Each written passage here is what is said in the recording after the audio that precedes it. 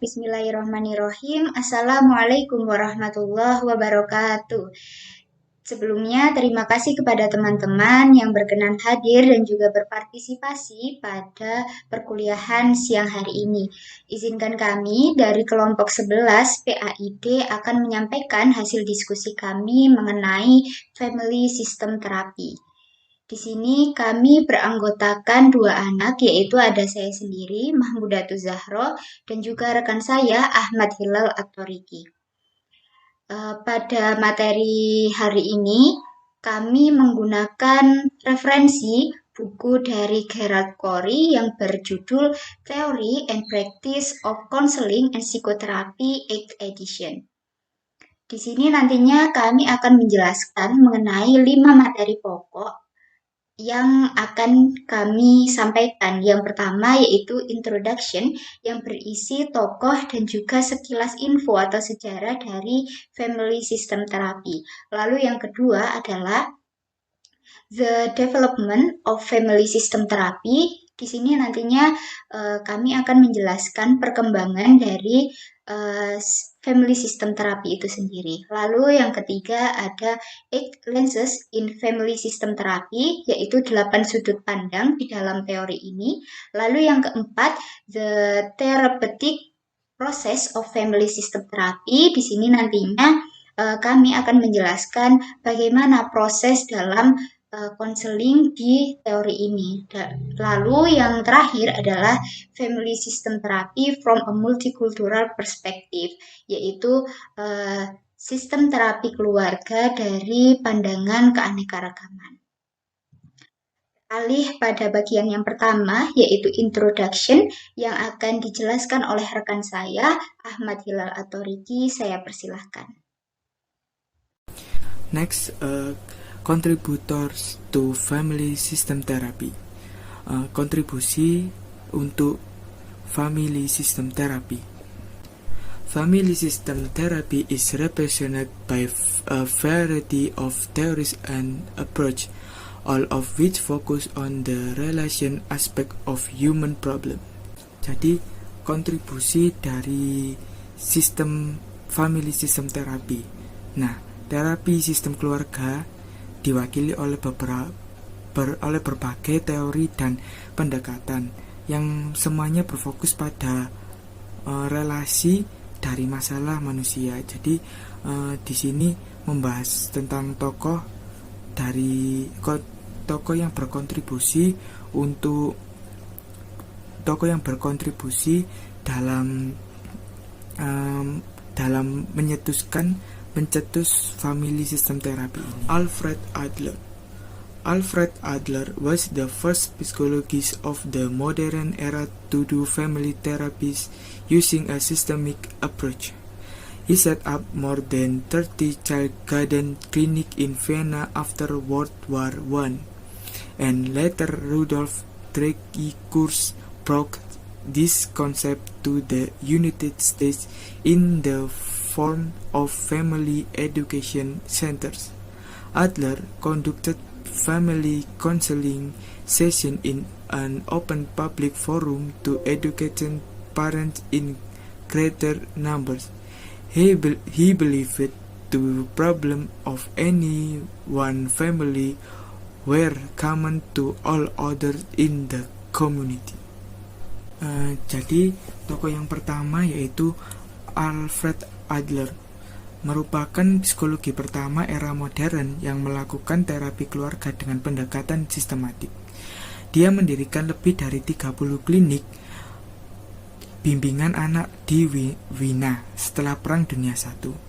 Dan kemudian Rudolf Dreikurs membawa konsep ini ke Amerika Serikat dalam bentuk pusat pendidikan keluarga. Adler mengadakan sesi konseling keluarga di forum publik terbuka untuk mendidik orang tua dalam jumlah yang lebih besar, karena dia percaya masalah satu keluarga sama dengan semua keluarga lain dalam komunitas. Jadi konsep dari Adler ini konsep Adler ini merupakan konsep family therapy yang merupakan yang dicetuskannya. Jadi kayak seperti dia percaya bahwa masalah dari satu orang di dalam keluarga merupakan masalah seluruh keluarga. Jadi ada saling berkesinambungan antara satu keluarga dengan di satu anggota keluarga di dalam keluarganya. Selanjutnya yaitu contributors of family system therapy, yaitu Murray Bowen. Murray Bowen was one of the original developers of mainstream family therapy.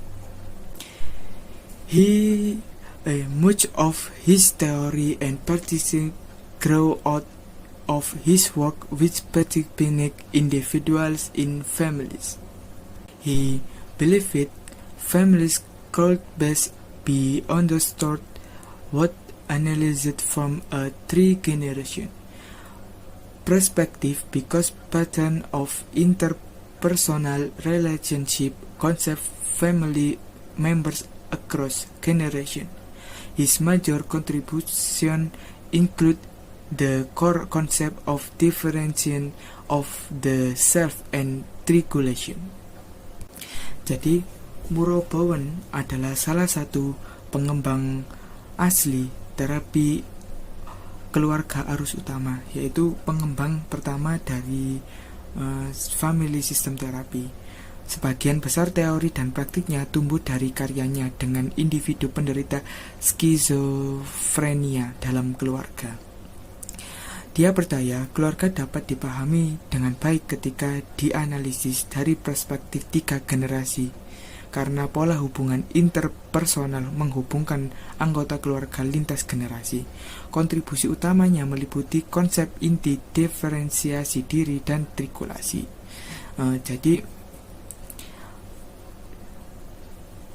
Virginia Satir development conjoined family therapy, a human validation process model to emphasize communication and emotional experiencing. Like Bowen, she used an intergeneration model, but she works to bring family pattern to life in the parents' talk sculpting and family reconstruction, claiming that techniques were secondary to relationship. She concentrated on the personal relationship between therapist and family to active change. Yang ketiga yaitu Virginia Satir, mengembangkan teori keluarga conjoined family therapy. Lalu model proses validasi manusia yang menekankan komunikasi dan pengalaman emosional. Seperti Bowen, dia menggunakan model antar generasi, tetapi dia bekerja untuk menghidupkan pola keluarga di masa sekarang melalui patung dan rekonstruksi keluarga. Mengklaim bahwa teknik sekunder untuk hubungan, dia berkonsentrasi pada hubungan pribadi antara terapis dan keluarga untuk mencapai perubahan. Jadi konsepnya dari Virginia Satir ini sama seperti Bowen, yaitu model antar generasi seperti itu. Next, introduction. Pengantar. Although the seed of a North America family therapy movement were planted in the 1940s, it was during the 1950s that systemic family therapy began to take root, behavior. During the early years of its evolution, working with family was considered to be a revolutionary approach to treatment. In the 1960s and 1970s, psychodynamic behavior and humanistic approach, called the first, second, and third force, respectively dominated counseling and psychotherapy. Today, the various approach to family system represent a paradigm shift that we make even call the fourth force. pengantar dari family system terapi. Meski benih pergerakan terapi keluarga Amerika Utara ditanamkan pada tahun 1940, selama tahun 1950, terapi keluarga sistemik mulai berakar. Menurut Beckhaver and Beckhaver pada 2006, selama bertahun-tahun, awal revolusinya bekerja dengan keluarga yang dianggap sebagai pendekatan revolusioner untuk pengobatan. Pada tahun 1960 sampai 1670, pendekatan psikodinamik, perilaku, dan humanistik masing-masing disebut kekuatan pertama, kedua, dan ketiga. Mendominasi konseling dan psikoterapi saat ini, berbagai pendekatan terhadap sistem keluarga mewakili pergeseran paradigma yang bahkan dapat kita sebut sebagai kekuatan keempat. Jadi pada pengantar ini, sistem family therapy pada tahun 1940 sampai 1950 ini memang selama bertahun-tahun ini dianggap sebagai pendobrak atau revolusioner untuk pengobatan. Tapi pada 1960-an sampai 70-an itu menggunakan pendekatan psikodinamik, perilaku, dan humanistik, yang mana bisa disebut sebagai kekuatan pertama dan kekuatan kedua dan kekuatan ketiga. Namun pada saat ini berbagai pendekatan terhadap sistem keluarga memiliki sebuah pergeseran paradigma. Jadi pada saat ini sistem family therapy bisa disebut juga sebagai kekuatan keempat. Next, the family system perspective. A family system perspective holds that individuals are the best understood through assessing the interaction between and among family members. The development and behavior of one family member is inextricably interconnected with others in the family. Family therapy perspective call for a conceptual shift because the family is viewed as a functioning unit that is more than the sum of the roles of its various members. Jadi selanjutnya itu perspektif sistem keluarga. Nah, perspektif sistem keluarga menyatakan bahwa individu paling baik dipahami melalui penilaian interaksi antar dan di antara anggota keluarga. Perkembangan dan perilaku salah satu anggota keluarga saling terkait erat dengan anggota keluarga yang lain. Perspektif terapi keluarga menyuruhkan pergeseran konseptual karena keluarga dipandang sebagai unit yang berfungsi lebih dari jumlah peran sebagai anggota. Nah, jadi di dalam perspektif sistem keluarga ini, keluarga itu sangat penting dalam keluarga itu dipandang sangat lebih penting, dipandang sebagai unit yang berfungsi untuk menyelesaikan sebuah masalah, dan dalam sistem keluarga ini memandang jika salah satu anggota keluarga itu mengalami permasalahan, biasanya terjadi karena lingkup yang terkecil, yaitu dari lingkup keluarga. Jadi tindakan oleh setiap anggota keluarga individu akan mempengaruhi orang lain di dalam keluarga, dan reaksi mereka akan memiliki efek timbal balik pada individu. Ya, jadi seperti dalam sebuah keluarga ada individu yang memang memiliki sebuah masalah.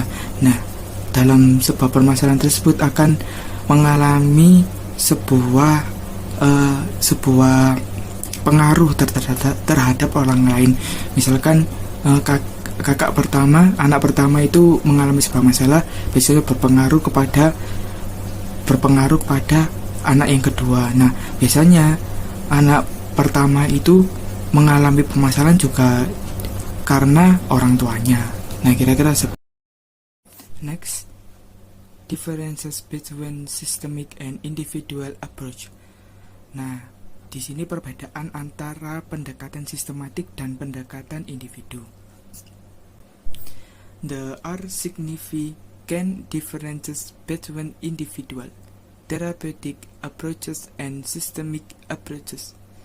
Systemic therapies do not deny the importance of the individual in the family system, but they believe it an individual systemic affiliation in an interaction have more power the person left that a single therapist could ever hope to have by working with the whole family or even community system.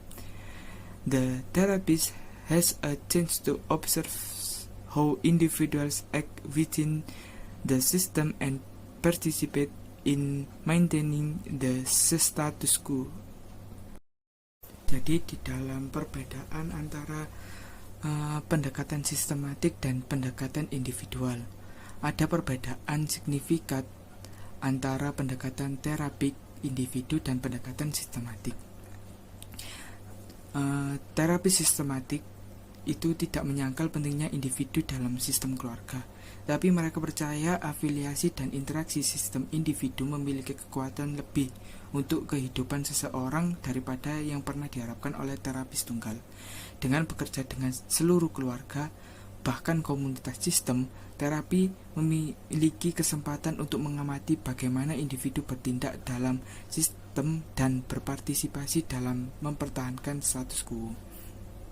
Di sini mempertahankan status quo itu akan muncul pertanyaan bagaimana sistem mempengaruhi dan dipengaruhi oleh siapa, individu, dan intervensi apa yang mungkin mengarah pada perubahan yang membantu pasangan, keluarga, atau sistem yang lebih besar, serta individu yang mengekspresikan rasa sakit. Next, the development of family system therapy. Perkembangan terapi sistem keluarga.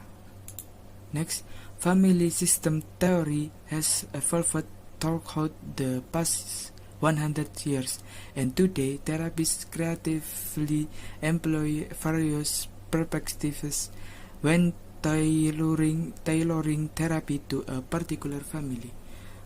Teori sistem keluarga telah berkembang selama 100 tahun terakhir, dan saat ini terapis secara kreatif menggunakan berbagai perspektif ketika menyesuaikan terapi untuk keluarga tertentu. Jadi perkembangan dari teori sistem keluarga ini sudah berkembang sejak lama, yaitu hampir 100 tahun terakhir. Nah, seorang terapis itu mengembangkan sebuah pendekatan kreatif yang mana pendekatan tersebut itu menyesuaikan sesuai dengan klien yang dihadapi. Jadi seiring berjalannya waktu, seorang terapis itu menyesuaikan klien-klien yang memiliki permasalahan jika menggunakan teori ini. Dari teori ini tuh ada beberapa macam yang bisa dilihat. Nah, yang pertama yaitu Adlerian Family Therapy, yang kedua multigenerational family therapy, dan human validation process model. Nah, ini dikembangkan dari beberapa tokoh yang pertama sudah saya jelaskan. Next, yang pertama, Adlerian Family Therapy. Alfred Adler was the first psychologist of the modern era to do family therapy. His approach was systemic long before system theory had been applied to psychotherapy. Adler was the first to notice that the development of children within the family constellation is separates from family system, has heavily influenced by better order. Yang pertama itu terapi keluarga Adlerian. Alfred Adler adalah psikolog pertama di era modern yang melakukan terapi keluarga. Pendekatannya bersifat sistematik, jauh sebelum teori sistem diterapkan pada psikoterapi. Adler adalah orang yang pertama memperhatikan bahwa perkembangan anak-anak dalam konstelasi keluarga. Frasenya untuk sistem keluarga sangat dipengaruhi oleh urutan kelahiran. Jadi dalam teori ini tuh menyebutkan urutan dari tingkat kelahiran itu mempengaruhi. Jadi tingkat kelahiran ini seperti anak pertama, anak kedua, anak ketiga itu memang berbeda. Setelah muncul teori ini, lalu Rudolf Dreikurs itu menyempurnakan dari konsep Adler menjadi tipologi tujuan yang salah dan menciptakan pendekatan terorganisir untuk terapi keluarga. Jadi dari konsep yang dicetuskan oleh Alfred Adler ini dikembangkan oleh seorang terapis yaitu Rudolf Dreikurs pada tahun 1950 dan 1950 sampai 1973. Jadi di dalam teori Adlerian Family Therapy ini didasarkan dari pemahaman orang tua atau anak sering terkunci di dalam pengulangan interaksi negatif yang didasarkan pada kesalahan penetapan tujuan yang memotivasi semua itu terlibat. Lalu Adlerian Family Therapy ini dilakukan dalam sesi pribadi. Adler yang mengemukakan teori menggunakan model pendidikan juga untuk konsultasi keluarga yang dilakukan pada forum publik terbuka di sekolah, agensi masyarakat, dan secara khusus dirancang untuk pusat pendidikan keluarga. Jadi Adlerian ini menggunakan model pendidikan untuk berkonsultasi, untuk pendekatan pada forum publik. Jadi pada sekolah-sekolah Adlerian juga kadang menerapkan teori tersebut. Yang selanjutnya, multi-generation family therapy. Murray Bowen was one of the developer of mainstream family therapy. His family system theory, which is a theoretical and clinical model that evolved from psychoanalytic principles and practice, is something referred to as multi-generation family therapy.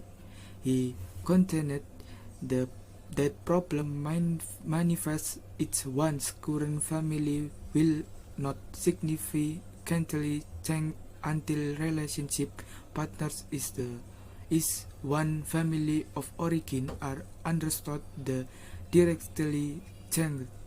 A major contribution of Bowen theory in the notion of differentiation of the self.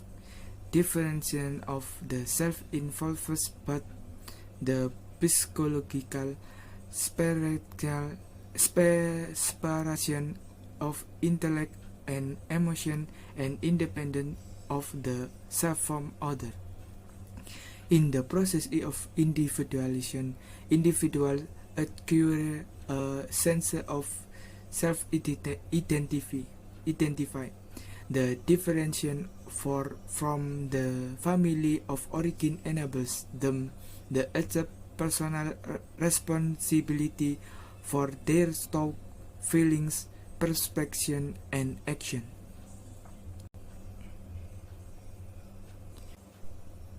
Jadi Murray Bowen adalah salah satu pengembang terapi keluarga arus utama. Teori sistem keluarganya yang merupakan model teoristik dan klinis yang berkembang dari prinsip dan praktek psikoanalitik. Kadang-kadang disebut juga terapi keluarga multigenerasi. Dia berpendapat bahwa masalah yang dimanifestasikan dalam keluarga saat ini tidak akan berubah secara signifikan sampai pola hubungan dalam keluarga asal dipahami dan ditantang secara langsung. Pendekatannya beroperasi pada premis bahwa pola hubungan interpersonal yang dapat diprediksi menghubungkan fungsi anggota keluarga lintas generasi.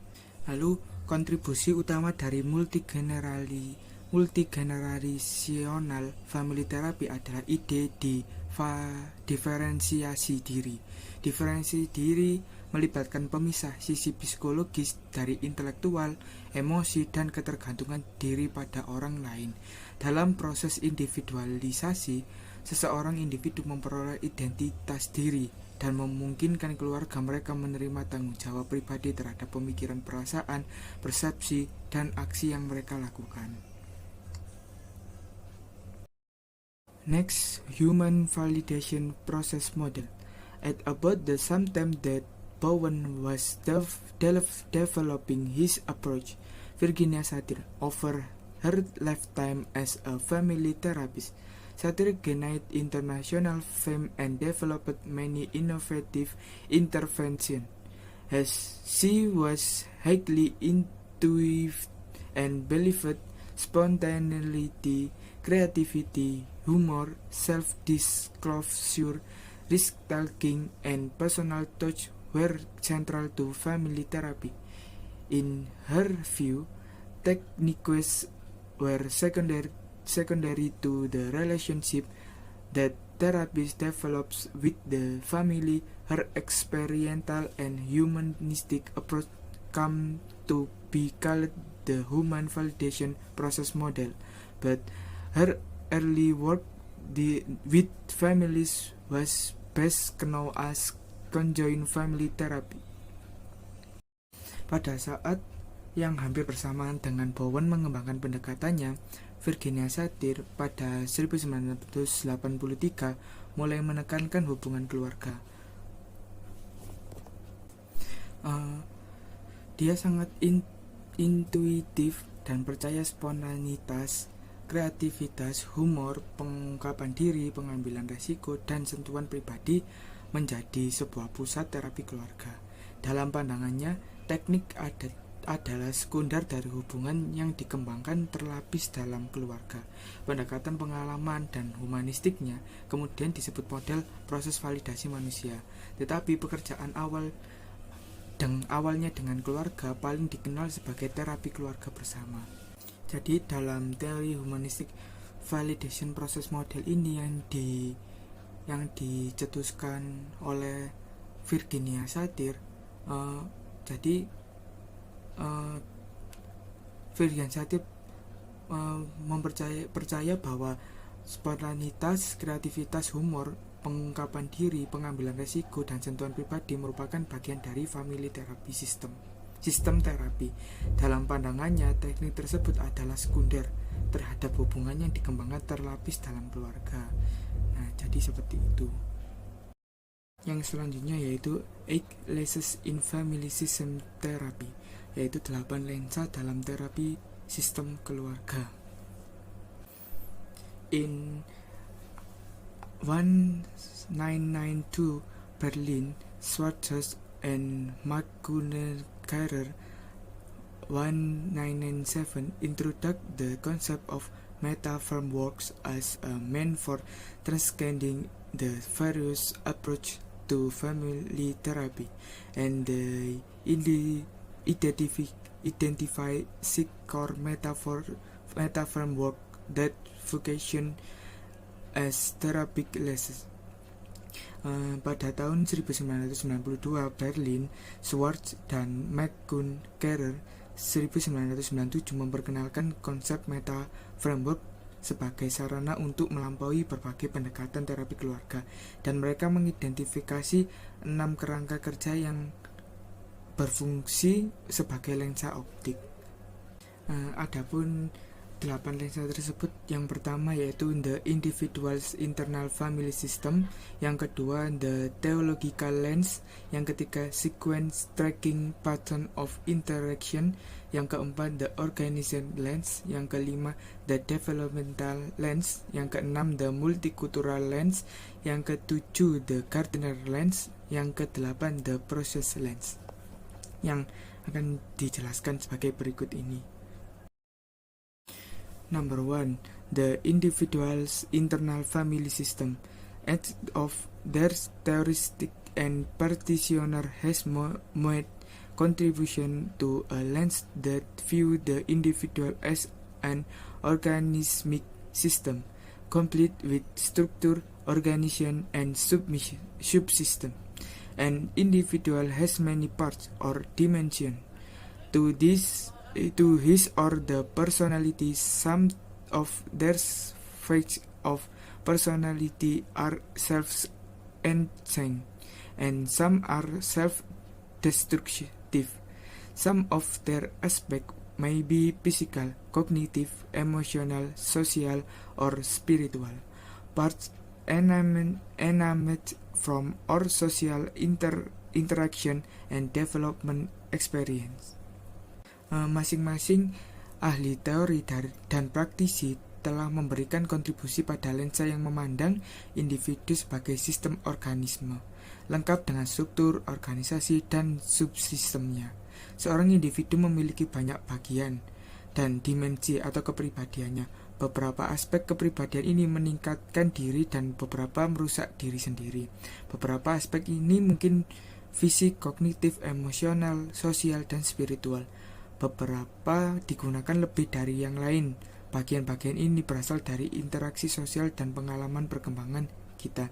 Jadi di dalam sistem keluarga ini dibagi menjadi, para praktisi menganalogikan sebagai sistem organisme, yaitu ada strukturnya, ada organisasi, dan subsistemnya. Karena individu memiliki berbagai partisipasi atau bagian-bagian yang banyak, seperti beberapa aspek kepribadian, lalu fisik, kognitif, emosional, sosial, dan spiritual. Number 2. The theological lens. The theological lens enabled the family therapist to develop an understanding of what motivates individual behavior, the systemic purpose of symptoms, the goals of regulation, and the uses of patterned interaction and routines. The theological lens is associated with the Adlerian, Bowian, structural, and strategic approach to family therapy.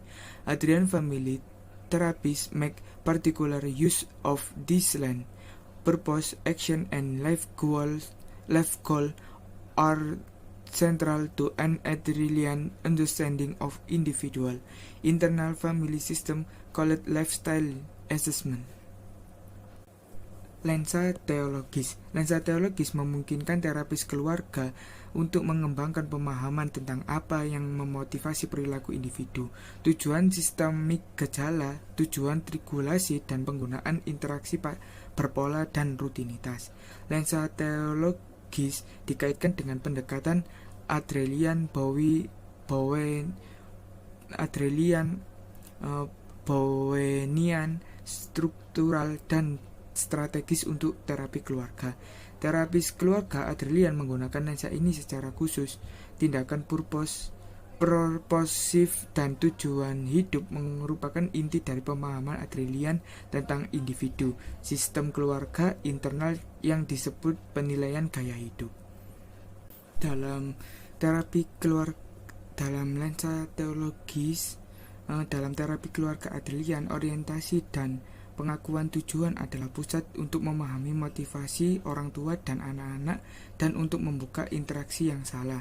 Lalu lensa teologis merupakan pusat terapi keluarga Adlerian, tetapi dapat juga digunakan dalam berbagai model yang mencakup penilaian dan pembangkitan makna serta untuk intervensi seperti membingkai ulang atau menempatkan gaya apa yang diketahui dalam perspektif baru yang lebih berguna.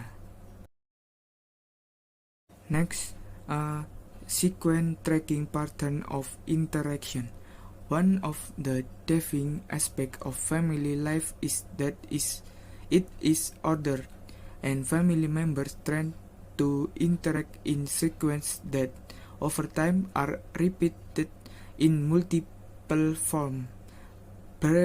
Breuilin and his colleagues refer to their pattern as embedded sequence, and they occur at multiple levels within the sequencing meta framework. Salah satu aspek yang menentukan yang selanjutnya yaitu pola pelacakan interaksi, urutan pola pelacakan interaksi. Salah satu aspek yang menentukan kehidupan keluarga adalah bahwa hal itu teratur dan anggota keluarga cenderung berinteraksi dalam urutan yang dari waktu ke waktu, jadi berurutan, lalu diulang dalam berbagai bentuk. Lalu Breuilin dan teman-temannya menyebutkan pola ini sebagai urutan tertanam dan mereka terjadi pada berbagai tingkatan dalam meta framework pengurutan. Jadi dari pola ini ada berbagai macam tingkatan-tingkatan seperti level 1, level 2, level 3, dan level 4 yang akan dijelaskan selanjutnya. Urutan dari sequence tracking pattern of interact yang pertama yaitu sequence occur between two or more family members who are face to face. Urutan yang pertama itu, level pertama itu terjadi antara dua atau lebih anggota keluarga yang bertatap muka. Nah, seperti pada contohnya itu ayah menghadap putri yang terluka, lalu ibu menyelamatkan. Jadi dari tiga komponen itu ada saling berkesinambungan, saling menatap, seperti ada tiga komponen yaitu ayah, anaknya, dan ibunya. Lalu ayahnya menghadap putrinya karena putrinya yang terluka, lalu ibunya menyelamatkan putrinya yang terluka tadi. Lalu yang kedua, sequence support of function of the family and becomes accepted as routine.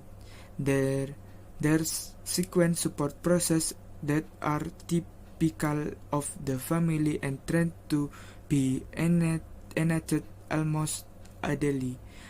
Adrian initiated the idea of asking family members to describe a typical day. Jadi urutan yang kedua yaitu mendukung fungsi keluarga dan diterima sebagai rutinitas. Urutan ini mendukung proses yang khas dari keluarga dan cenderung dilakukan hampir setiap hari. Adrian memprakarsai gagasan meminta anggota keluarga untuk menggambarkan kesehariannya.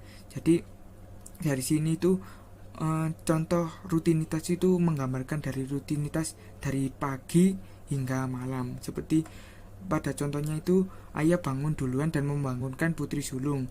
Anak perempuan tertua bangun berpakaian dan memberi makan anjing. Ibu bangun dan membangunkan putri berusia 3 tahun. Ayah menyiapkan sarapan untuk anak-anak sementara ibu mendatangi anak berusia 3 tahun.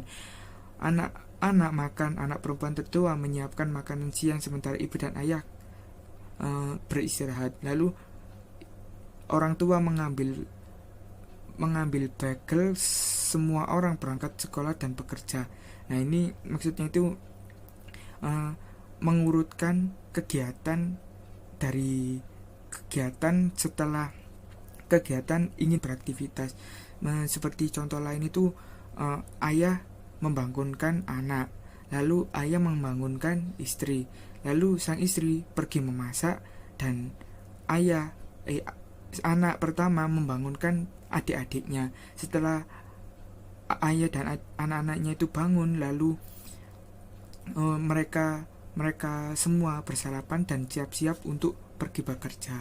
Nah, jadi pada sequence yang kedua ini yaitu menjelaskan aktivitas keseharian.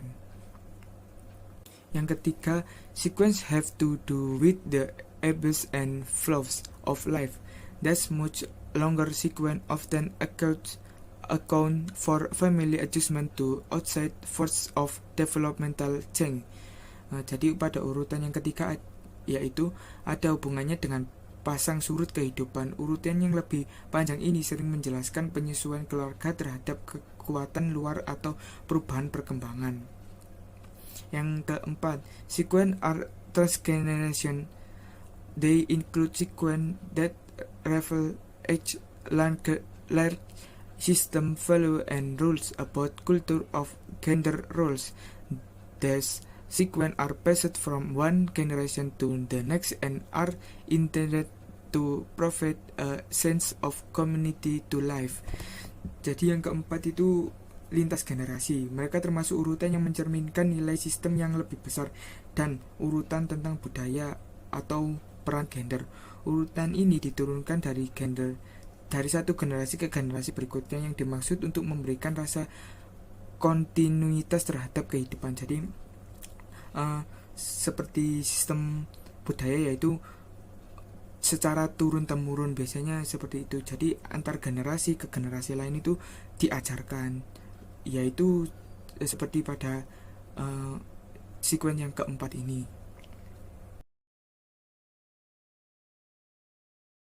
Yang selanjutnya yaitu XLA, the organization lens.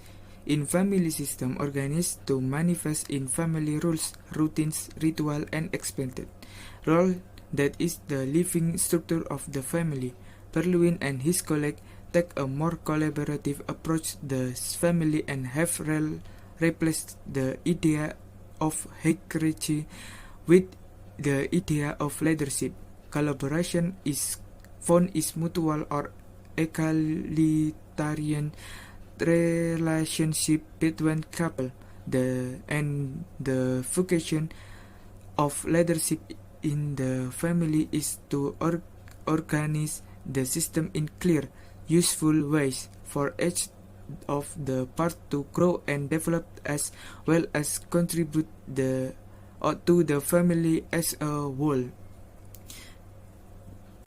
Jadi yang selanjutnya yaitu lensa organisasi. Individu dan keluarga memiliki beberapa proses perorganisasian yang menyatukan semuanya untuk memberi rasa persatuan dalam sistem keluarga.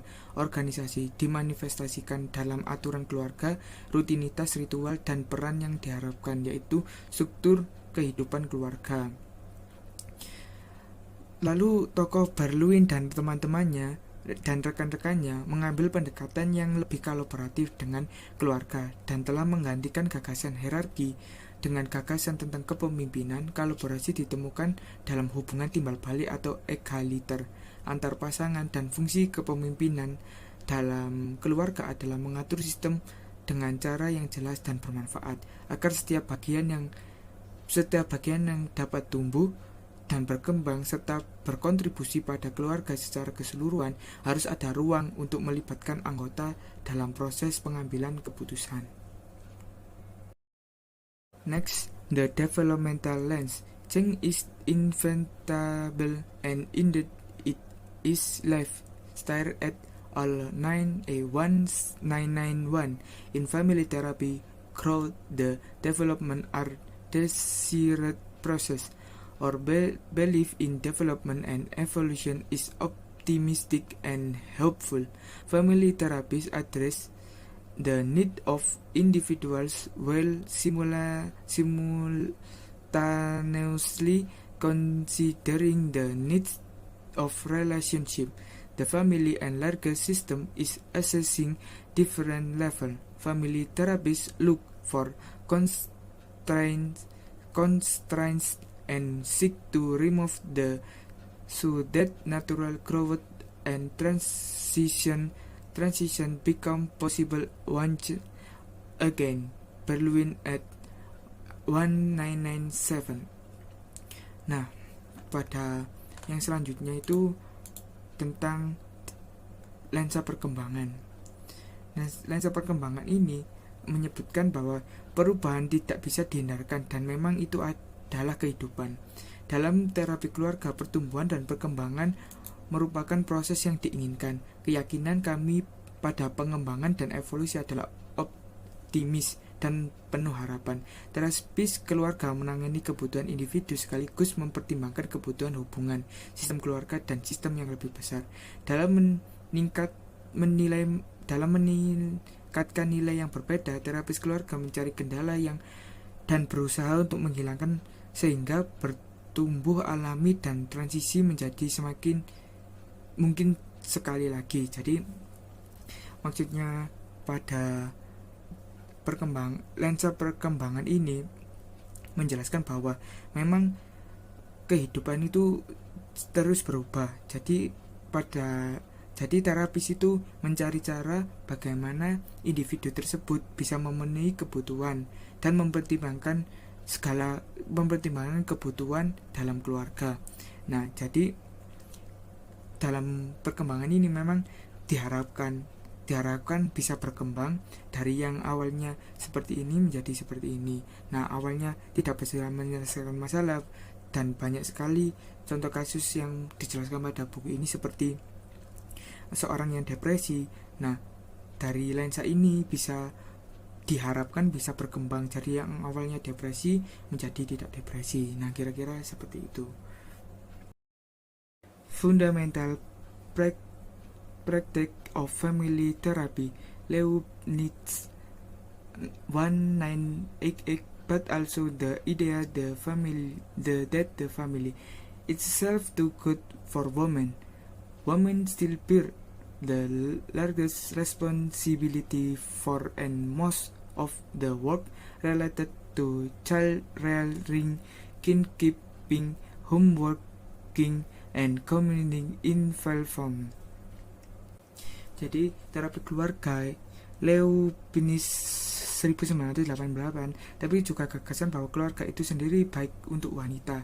Perempuan masih memikul tanggung jawab besar dan sebagian besar pekerjaan yang berkaitan dengan membesarkan anak, menjaga keluarga, mengurus rumah tangga, dan keterlibatan masyarakat. Secara finansial, wanita cenderung berpenghasilan lebih rendah daripada pria dalam posisi yang sebanding. Bahkan ketika perempuan memperoleh upah yang signifikan, mereka mungkin tidak banyak bicara tentang bagaimana keuangan keluarga mereka yang dibelanjakan. Antara seorang pria dan seorang wanita lebih mungkin diharapkan untuk mengorbankan dirinya demi kebaikan keseluruhan. Jadi dalam lensa gender ini, cenderung yang bisa menyelesaikan masalah adalah wanita, karena bisa kita lihat bahwa seperti memang tidak sebanding seperti dalam segi pekerjaan, tapi wanita itu lebih antara perbedaan antara laki-laki dan wanita itu lebih bisa diharapkan untuk mengorbankan dirinya demi kebaikan keseluruhan. Nah, berbeda dengan pria yang cenderung tidak ingin seperti itu. Kira-kira seperti itu. Yang selanjutnya, the multiple lens. Berlin and his colleagues describe both intellectual and intellectual experience. Intellectual experience and sequence happen within a cultural system. They serve as cultural definition, give a sense of community to community life, and reinforce value and conviction specific to the culture. Intellectual experience and sequence happen between or even among cultural systems. They are based on communities of experience that may exist across several cultures. Jadi lensa multikultural, Berlin dan rekan-rekannya menggambarkan pengalaman intelektual dan interkultural. Pengalaman dan urutan intrakultural terjadi di dalam sebuah sistem budaya. Mereka berfungsi sebagai definisi budaya, memberikan rasa kelangsungan hidup masyarakat, dan memperkuat nilai-nilai keyakinan khusus untuk budaya itu. Pengalaman dan urutan antar budaya terjadi di antara atau bahkan di antar sistem budaya. Mereka didasarkan pada kesamaan pengalaman yang mungkin ada di dalam budaya. Last, the process lens. Lensa proses. Nah, the process of therapy is immediately connected to the process of change. Carl Whitaker used to play with both family process and the process of therapy. He did so with a co-therapist present during my years of therapy experience. Like most family therapists, he reorganized that system were more powerful than individual, and the family counselor can easily become regulated or incorporate into the systemic process of the family. Yang selanjutnya itu the proses lensa proses terapi berhubungan erat dengan proses perubahan. Carl Whitaker bisa bermain dengan proses keluarga dan proses terapi. Dia melakukan dengan rekan terapis yang hadir selama bertahun-tahun pengalaman terapi. Seperti kebanyakan terapis keluarga, dia menyadari bahwa sistem lebih kuat daripada individual dan bahwa konselor keluarga dapat dengan mudah menjadikan regulasi atau dimasukkan ke dalam proses sistemik keluarga. Yang selanjutnya akan dilanjutkan oleh rekan saya. Selanjutnya adalah bagian keempat, yaitu the therapeutic process of family system therapy. Families are multi-layered systems that both affect and are affected by the larger system in which they are embedded. Nah, keluarga adalah sistem berlapis-lapis yang mempengaruhi dan dipengaruhi oleh sistem yang lebih besar di mana mereka tertanam. Nah, maksud dari kalimat ini adalah keluarga itu kan pastinya memiliki banyak keberagaman karena bersatunya antara individu satu dengan individu yang lain, mulai dari karakternya, sifat, kultur, dan lain sebagainya. Nah, dari keberagaman yang ada itu akan memberikan suatu efek atau pengaruh yang saling mempengaruhi dan dipengaruhi dari setiap anggota keluarga. Families can be described in terms of their individual members and the various roles they play, the relationship between the members, and the sequential patterns of in the interaction.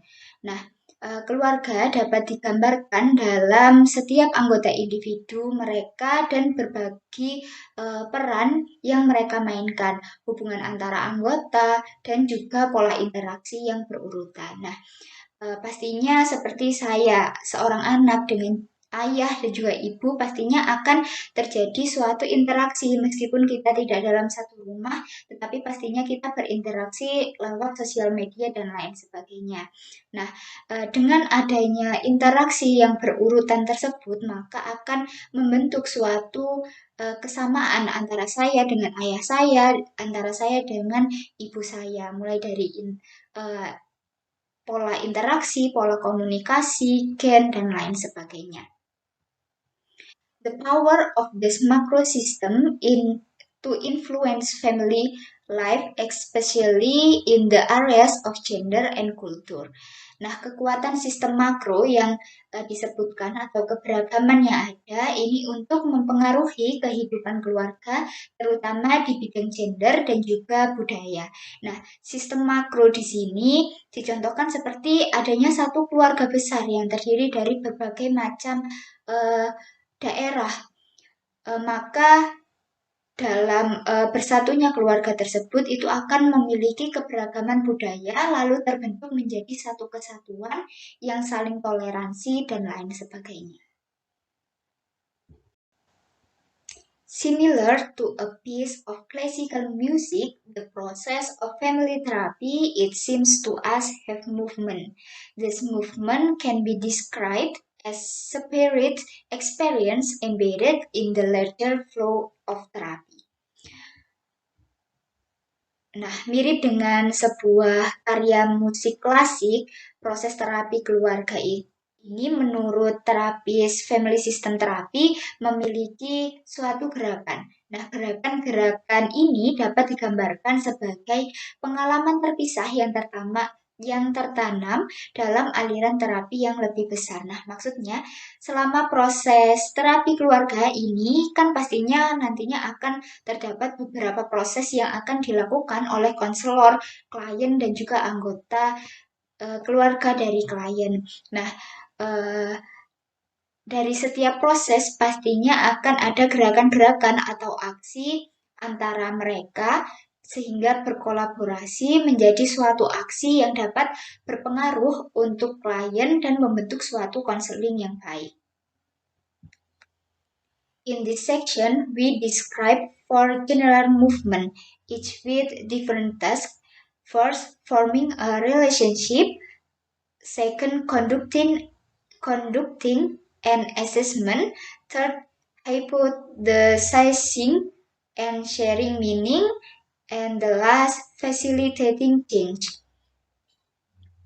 Pada bagian ini kami menjelaskan ada 4 gerakan umum yang dilakukan pada family system terapi ini sendiri, masing-masing dengan tugas yang berbeda-beda. Yang pertama yaitu membentuk hubungan, lalu yang kedua melakukan penilaian, yang ketiga membuat hipotesis dan berbagi nilai, dan yang terakhir adalah memfasilitasi perubahan. In rare case, this four move can occur in one session, but in most cases, each move requires several sessions. Dalam kasus yang jarang terjadi, keempat gerakan ini atau keempat proses ini dapat terjadi dalam satu sesi. Namun dalam banyak kasus, setiap gerakan ini membutuhkan beberapa sesi. Nah, setiap gerakan atau proses pastinya membutuhkan waktu yang tidak sebentar, karena dalam konseling ini, konselor tidak hanya berinteraksi dengan klien, namun konselor juga berinteraksi dengan anggota keluarga dari klien yang memiliki pengaruh terhadap perilaku atau sifat si klien. Nah, oleh karena itu, untuk proses terapi ini sendiri, itu keluarga umumnya waktunya lebih lama dibanding dengan sistem terapi individual atau client centers dan lain sebagainya. Baik, di sini akan saya perjelas lagi secara lebih mendalam dan rinci mengenai forming a relationship atau membentuk suatu hubungan. Nah, in the last decade, the emergence of feminist and postmodern models in the therapy has moved the field of family therapy toward more egalitarian, collaborative, cooperative, and constructing relationship. But this is still causing some debate. But the family therapists still believe a multi-lens approach to family therapy is best supported by a collaborative therapist and client relationship in which mutual respect, caring, empathy, and genuine interest in other is primary. In addition, we believe directed action and enhancement are most useful when they are a joint venture of both the therapeutic and the family. Nah, dalam dekade terakhir itu muncul model feminisme dan postmodern dalam terapi yang menggerakkan bidang terapi keluarga itu ke arah hubungan yang lebih egaliter, kolaboratif, kooperatif, dan saling membangun. Tapi ini masih menimbulkan beberapa perdebatan. Nah, terapis keluarga sendiri masih percaya bahwa pendekatan multi lensa atau dengan berbagai sudut pandang untuk terapi keluarga itu paling baik, didukung oleh terapis kolaboratif dan hubungan klien di mana menciptakan rasa saling menghormati, peduli, empati, dan minat tulus pada orang lain adalah yang paling utama. Selain itu, terapis dari teori ini percaya bahwa tindakan dan pemberlakuan terarah lebih berguna ketika mereka mengusahakan bersama antara terapis dan juga keluarga.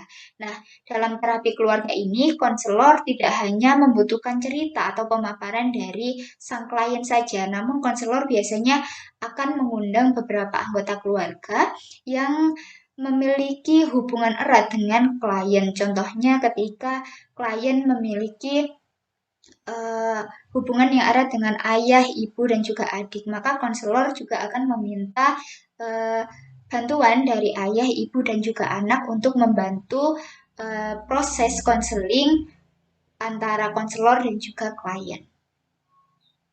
Selanjutnya adalah the process of forming a relationship.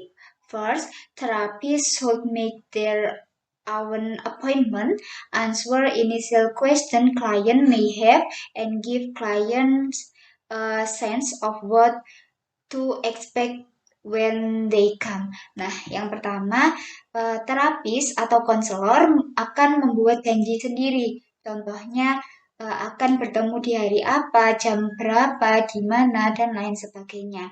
Lalu, yang kedua adalah menjawab segala pertanyaan dari klien yang klien punya. Dan yang terakhir adalah memberikan gambaran umum tentang proses konseling yang akan terjadi atau yang akan dijalankan antara konselor dan juga klien.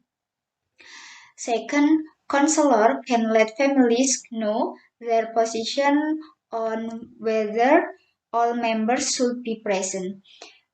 Yang kedua yaitu konselor dapat memberitahu keluarga tentang posisi mereka apakah semua anggota keluarga dari klien itu harus hadir atau tidak.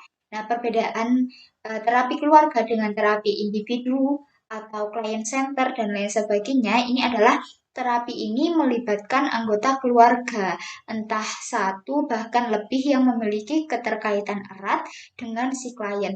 Maka ketika diinformasikan contohnya bahwa si ayah dan ibu harus ikut hadir, maka ayah dan ibu wajib hadir setiap bimbingan beserta dengan klien. Third, good therapeutic relationship start with effort at making contact with each person present. It is the therapist's responsibility to meet each person with openness and warmth. Nah, hubungan terapeutik yang baik itu dimulai dengan adanya upaya melakukan kontak dengan setiap orang yang hadir dalam bimbingan tersebut. Nah, hal ini itu merupakan salah satu tugas atau tanggung jawab terapis atau konselor untuk menemui setiap orang dengan keterbukaan dan kehangatan. Nah, inilah tugas atau tanggung jawab yang memang harus dilakukan oleh konselor. Konselor harus mampu membangun hubungan yang baik dengan anggota keluarga klien dan juga klien. Konselor wajib membuat nyaman kliennya agar selama konseling mereka tidak merasa tertekan maupun terpojokkan.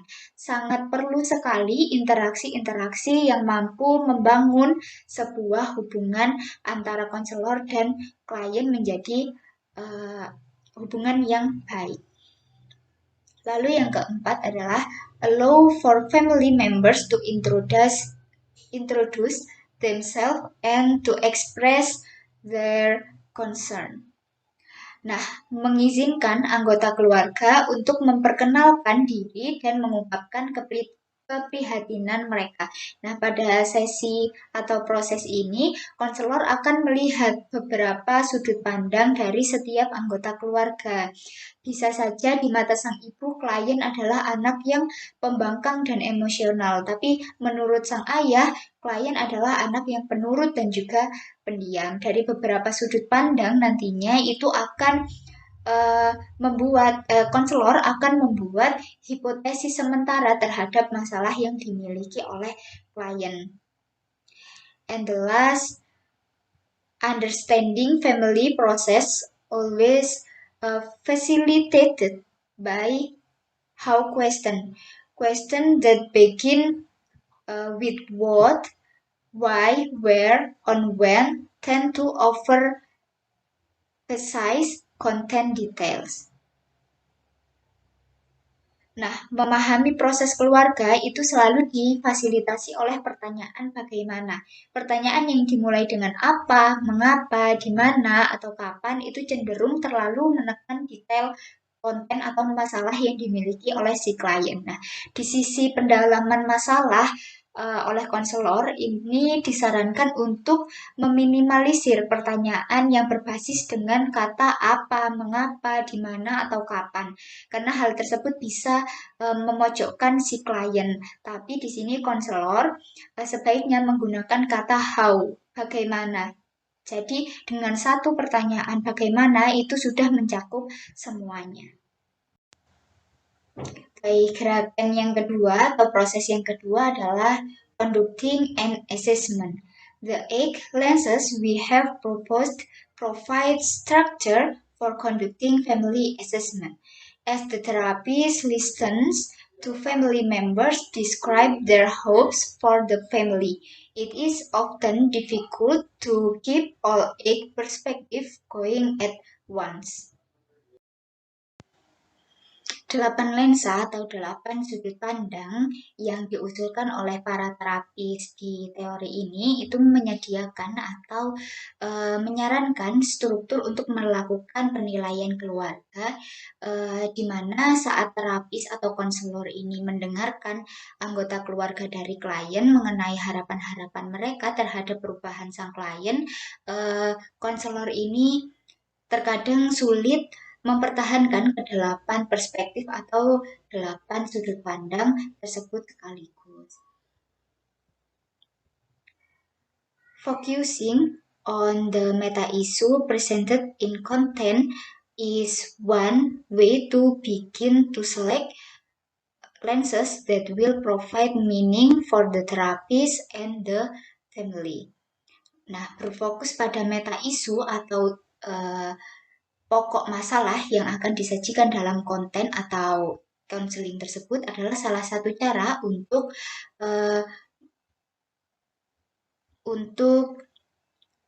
mulai memilih sudut pandang yang akan memberikan nilai atau perubahan bagi terapi dan juga keluarga. Nah, seperti yang sudah dipaparkan oleh Mas Hilal di awal tadi bahwa perbedaan teori ini dengan yang lain adalah jika di family system terapi ini konselor harus memperhatikan 8 sudut pandang dan konselor harus mampu mengimplementasikan 8 sudut pandang tersebut dalam sesi konseling. Nah, caranya agar konselor itu mampu fokus pada ke-8 sudut pandang adalah dengan cara membuat batasan-batasan masalah. Jika contohnya klien adalah orang yang emosional, maka konselor memperdalam masalah tersebut dengan 8 sudut pandang, yaitu dengan mencari penyebab dari emosionalnya sang klien. In the assessment process, it is helpful to inquire about family perspective on issues inherent in each of the lenses. Nah, dalam proses penilaian akan sangat membantu untuk menanyakan tentang sudut pandang keluarga, tentang isu-isu yang melekat pada masing-masing sudut pandang. Nah, cara memahami atau memperdalam sudut pandang itu juga ada caranya, yaitu di mana konselor akan mengutarakan beberapa sudut pandang tersebut dalam beberapa pertanyaan. Umumnya dalam satu sudut pandang akan diberikan 2 pertanyaan. Jadi konselor akan menanyakan kepada klien ataupun anggota keluarga pertanyaan-pertanyaan yang berhubungan dengan masing-masing sudut pandang. Bagian selanjutnya adalah hypothesizing and sharing meaning.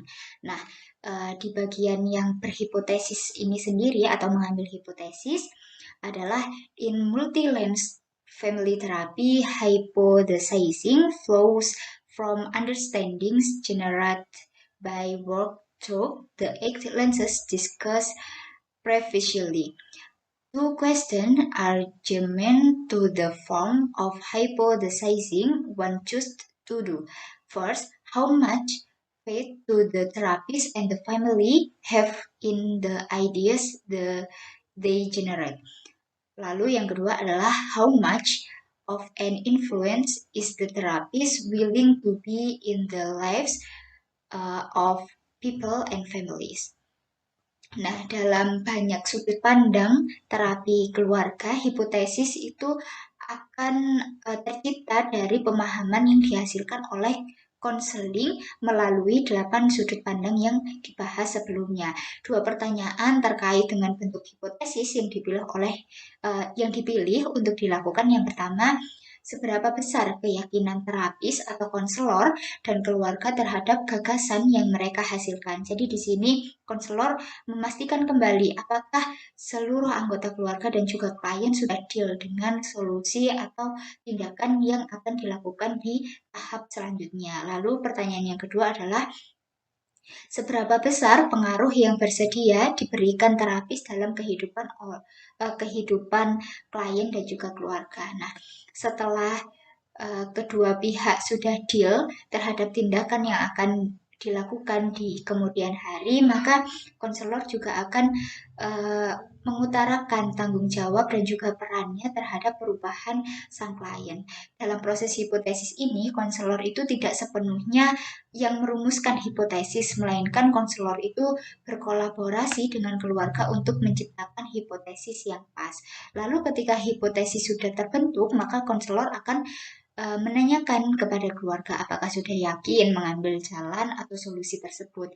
Lalu konselor melanjutkan dengan memberikan kontribusi terhadap solusi yang sudah ditentukan oleh keluarga. Contohnya, ketika keluarga mengambil solusi untuk tidak memperbolehkan sama sekali anaknya meminum minuman keras, maka kontribusi yang bisa diberikan oleh konselor adalah berusaha menjauhkan minuman keras kepada klien dan memotivasi klien untuk meninggalkan minuman keras.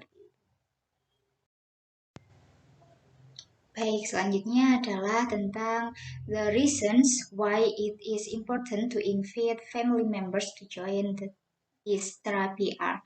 First, the different perspectives discovered in this work tend to coalesce into working hypotheses, and sharing this idea provides the family with a window into the heart and mind of the therapist as well as themselves.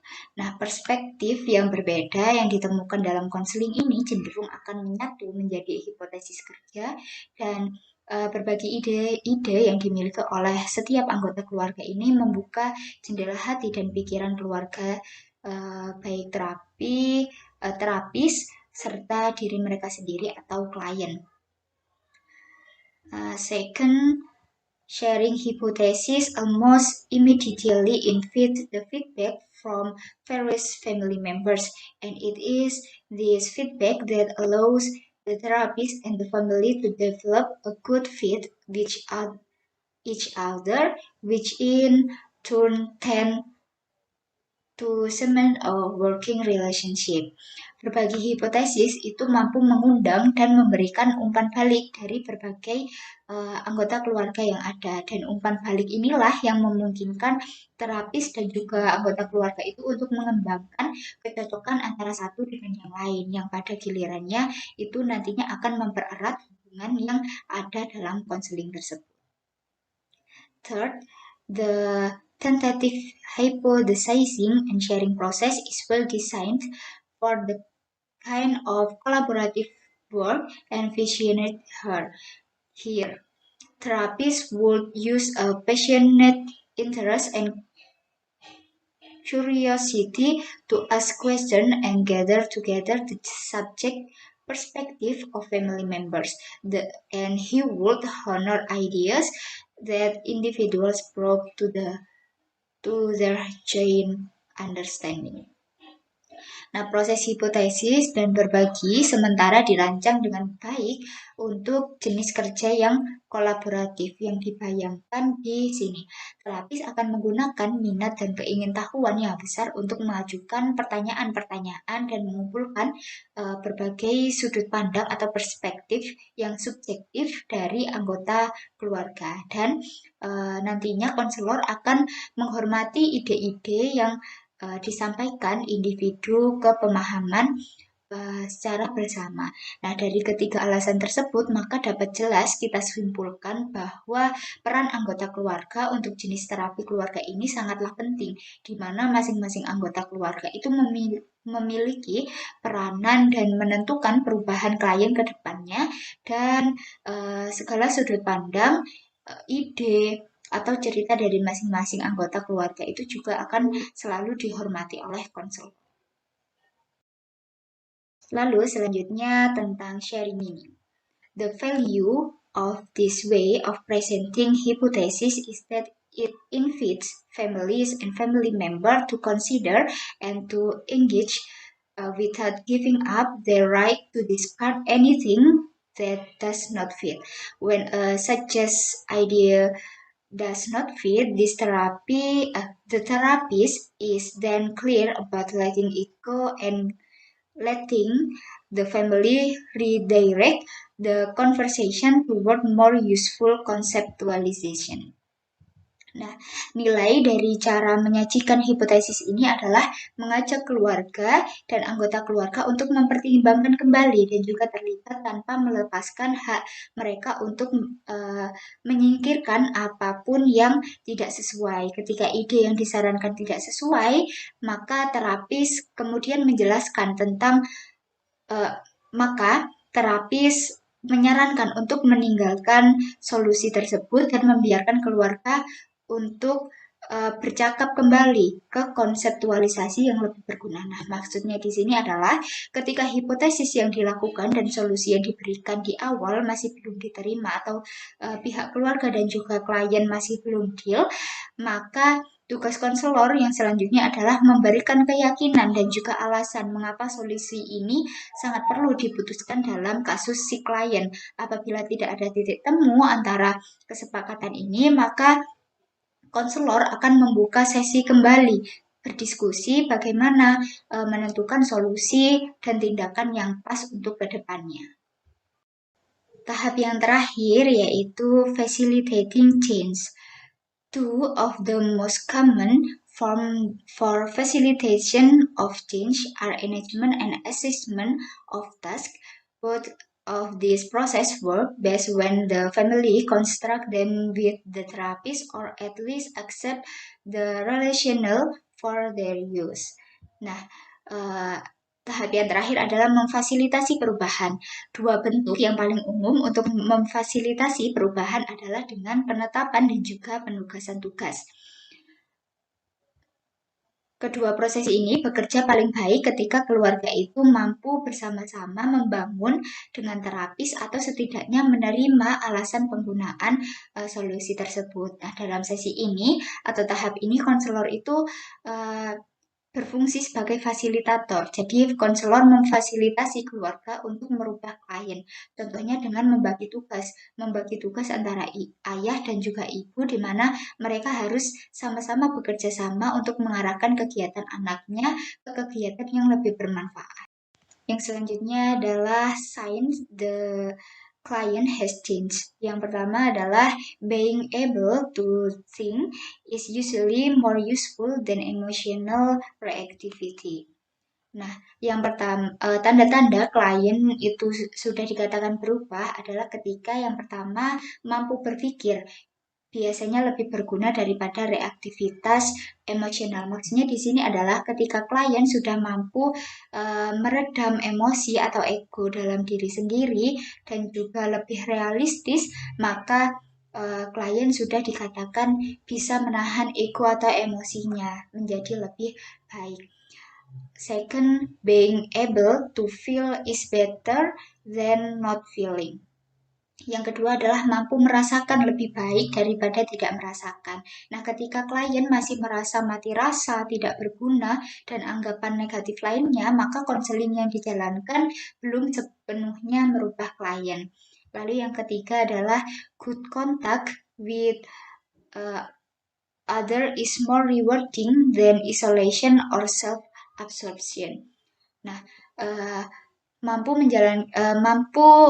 kontak dengan baik dengan orang lain lebih bermanfaat daripada mengisolasi diri atau mementingkan diri sendiri. Nah, klien dikatakan sudah merubah individunya ketika ia tidak menarik diri dari kehidupan sosialnya, sehingga ia bisa berinteraksi secara biasa seperti normalnya seorang manusia. Yang keempat adalah taking reasonable risk in the service of growth and development is more beneficial than stagnation or a retreat into fear. Nah, dan mengambil resiko yang wajar dan melayani pertumbuhan dan perkembangan lebih bermanfaat daripada stagnasi atau mundur ke dalam ketakutan. Nah, ketika klien mampu melakukan kegiatan sehari-hari, lalu mampu mengambil keputusan dalam setiap dengan segala resikonya, maka dapat dikatakan bahwa klien tersebut sudah bisa mementingkan diri sendirinya atau sudah normal. Terakhir yang akan kami jelaskan yaitu mengenai family system therapy from a multicultural perspective atau sistem terapi keluarga dari sudut pandang keanekaragaman.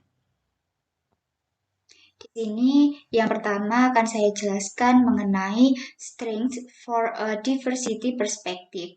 Yang pertama, family therapy are like system anthropologies. The approach each family as a unique culture was particular characteristic must be understood. Nah, terapis keluarga itu sama halnya dengan antropologi sistem. Mereka mendekati setiap keluarga sebagai budaya yang unik, yang memiliki karakteristik khusus yang harus dipahami. Nah, kita tahu bahwa setiap individu itu pastinya memiliki karakter yang berbeda-beda dengan individu yang lain dengan dilandasi budaya dan adat yang berbeda. Maka dengan keanekaragaman ini, konselor menganggap setiap individu itu adalah hal yang unik. Lalu yang kedua adalah like larger cultural system, families have a unique language that govern behavior, communication, and even how to feel about and experience life. Families have celebration and rituals that mark transition, protect them against outside interference, and connect them to their past as well as a project future.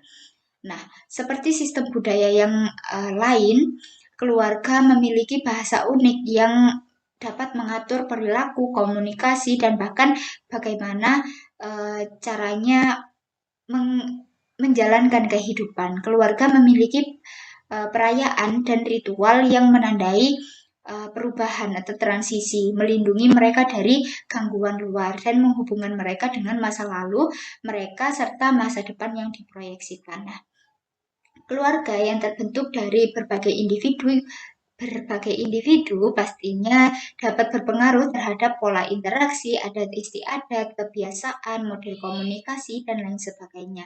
Nah, keluarga itu juga dianggap mampu melindungi setiap anggota keluarga yang ada. Konselor juga mampu membandingkan masa lalu klien, masa lalu anggota keluarga, dan kasus yang ada dalam klien dalam menentukan hipotesis kerjanya. Lalu yang ketiga adalah family therapies explore the individual culture of the family, the larger culture to which the family members belong, and the host culture that dominates the family life.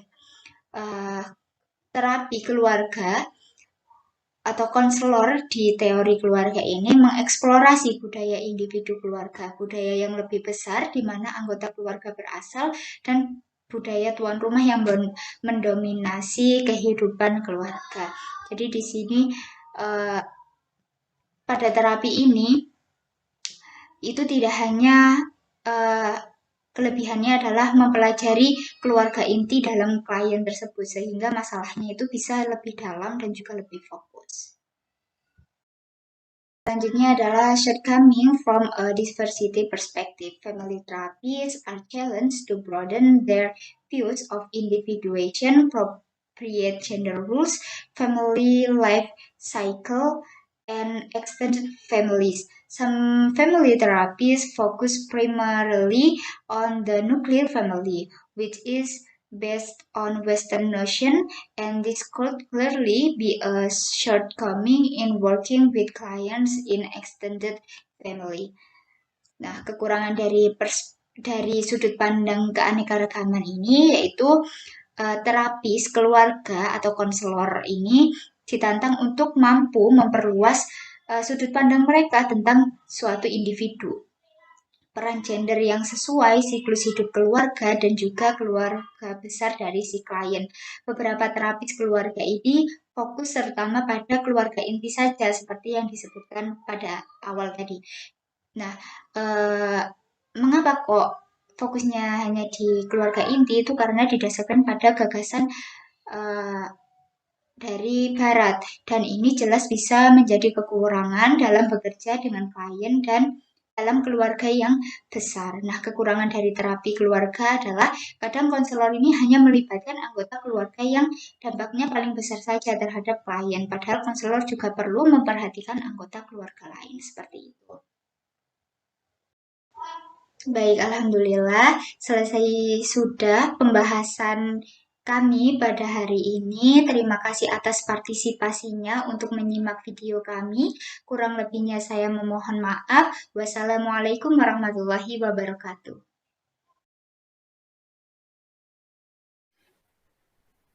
Assalamualaikum, selamat sore Bapak Hilal.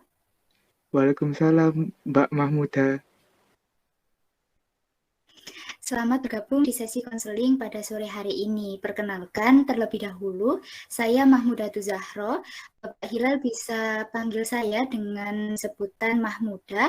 Pada sesi kali ini, saya ditugaskan sebagai konselor untuk mendampingi Bapak Hilal dan juga putra Bapak Hilal untuk mengikuti proses terapi secara online pada sore hari ini. Nah, sebelum memulai konseling, agar kita sama-sama nyaman, saya persilahkan terlebih dahulu untuk Bapak Hilal mengenalkan identitas dirinya ya, mulai dari lulusan mana, umur berapa, pekerjaan apa, tempat tinggalnya di mana, dan lain sebagainya. Silahkan Bapak Hilal. Baik, Mbak Mahmuda, terima kasih. Nama saya Bapak Ahmad Hilal Atoriki, bisa dipanggil Hilal. Nah, saya lulusan dari SMA 7 Malang, lalu saya bekerja sebagai guru di salah satu SMP.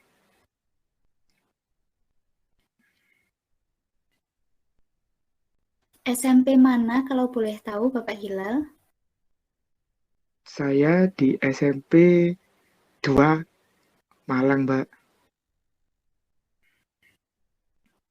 Wah, kebetulan sekali adik saya juga sekolah di SMP tersebut, Pak.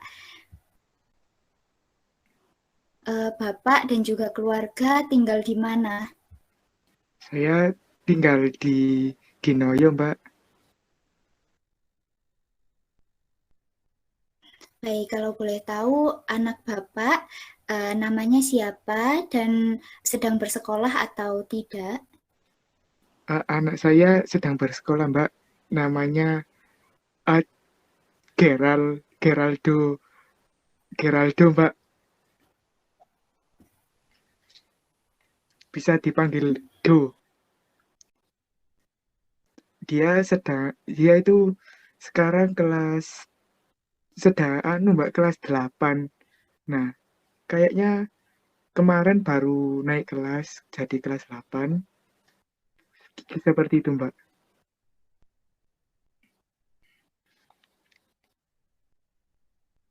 Baik, terima kasih atas perkenalannya Bapak Hilal dan juga adik Do.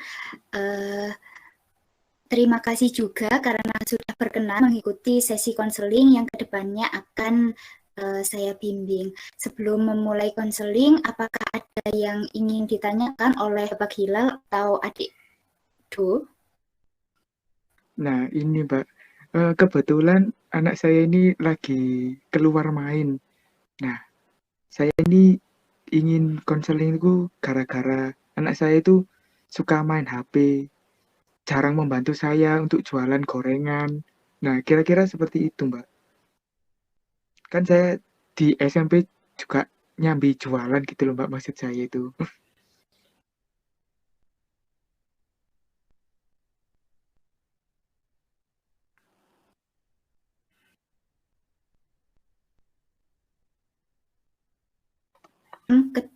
Dek Do ini melakukan bermain handphone seperti itu, Pak Hilal.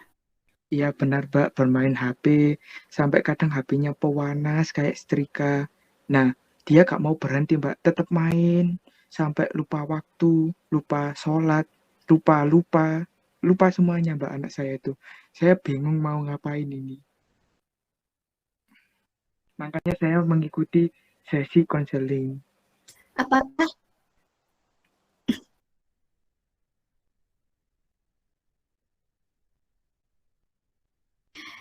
apakah Dekdo ini selalu uh, melakukan kebiasaan yang seperti ini, Pak?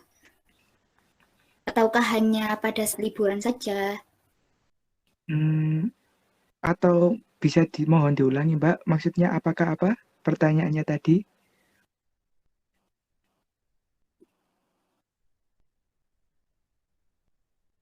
Saat liburan saja atau juga pada saat ia bersekolah sehingga tidak mengaji, tidak belajar dan lain sebagainya.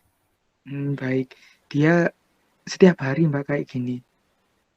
Setiap hari sekolah, yang terlebih itu ketika liburan, tapi sama saja sih Mbak.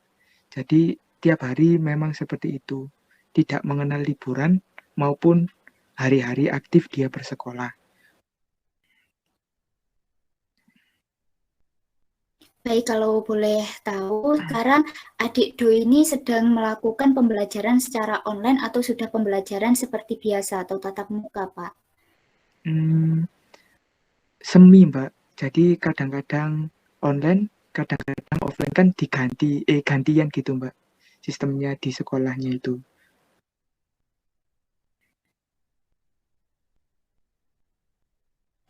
Baik, berarti di sini Dek Do ini memiliki kebiasaan buruk di mana masih belum bisa memanfaatkan teknologi yang ada dengan bijak ya Pak, sehingga Dek Do ini masih sering menghabiskan waktunya untuk bermain game online dan aplikasi lainnya. Padahal di sini Dek Do juga masih berstatus sebagai pelajar di mana seharusnya Dek Do ini rajin belajar, juga mungkin mengaji, lalu membantu Pak Hilal untuk berjualan gorengan dan lain sebagainya. Nah, kalau dari sudut pandang Bapak, hubungan antara Dekdo dengan anggota keluarga lain dan juga teman-temannya itu bagaimana? Apakah memang cenderung introvert atau bagaimana?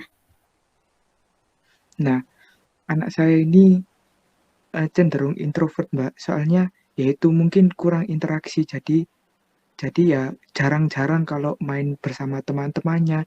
Paling-paling juga saya lihat itu kayaknya main game online. Tetapi jika seperti disuruh gitu, terkadang mau, terkadang tidak. Tapi kebanyakan tidak mau karena dia sedang asik bermain. Kira-kira seperti itu, Mbak, kalau kesehariannya itu.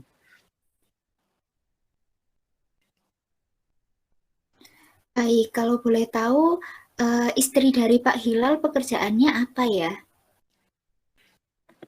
Istri saya itu juga ngajar, Mbak, di salah satu SD.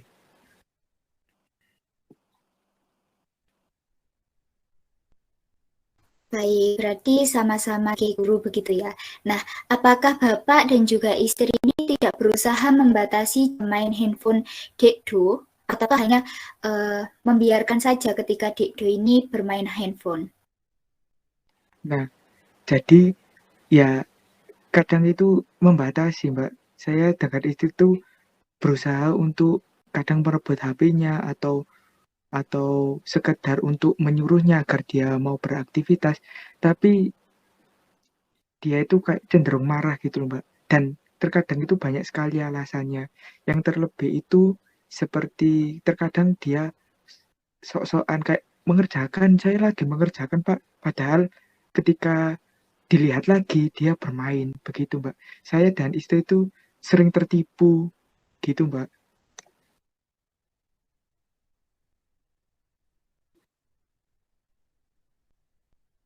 Ini Dekdo, Dekdo itu sering melakukan sifat yang berontak terhadap peraturan yang dibuat oleh Bapak Hilal dan juga istri.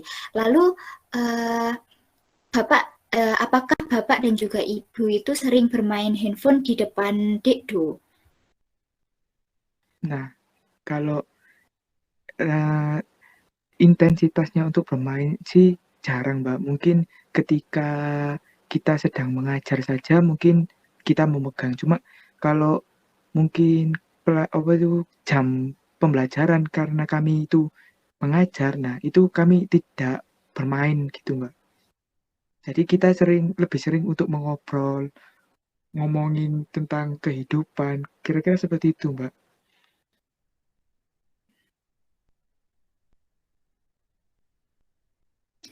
Baik, untuk tindakan saat ini saya terima dari informasi Bapak Hilal bahwa keluarga Anda itu sudah berusaha membatasi penggunaan handphone dari Dekdo itu sendiri. Maka dalam pemaparan Bapak dan juga kejujuran Bapak, saya di sini menyimpulkan bahwa masalah Dekdo ini adalah menuju ke arah ketergantungan karena durasi main handphonenya yang sudah di luar kewajaran. Lalu untuk pencegahan dan memberi solusi juga masih terkendala karena bapak dan juga istri memang pekerjaannya sebagai guru di mana melakukan pembelajaran secara online juga. Memang ada kepentingan tersendiri di handphone tersebut sehingga Dekdo ini sering melihat bapak dan juga istri itu bermain handphone. Mungkin dari kegiatan tersebut juga Dekdo ini mencontoh perilaku kecil bapak dan juga istri. Mungkin masukan yang dapat saya berikan sebagai konselor untuk sementara ini adalah ajaklah Dekdo ini berinteraksi secara langsung. Sering diajak mengobrol seperti mengobrol tentang kehidupan seperti tadi, bermain bersama, menonton televisi bersama sehingga secara pelan-pelan Dekdo ini dapat terhindar dari kecanduan handphone. Lalu yang selanjutnya adalah saya memohon kerjasamanya antara Bapak dan juga Ibu untuk tidak sibuk bermain handphone terlebih dahulu ketika Dekdo ini sedang ada di sekitar Anda. Atau mungkin Bapak bisa memberikan batas waktu dengan peraturan yang lebih ketat. Contohnya ketika kamu dalam sehari sudah 3 jam bermain handphone, maka handphone kamu akan Bapak ambil atau Ibu ambil seperti itu. Saran dari saya ini mohon untuk disampaikan kepada anggota keluarga lain agar di sini kita saling bekerja sama untuk membentuk perilaku baik dari Dekdo itu sendiri.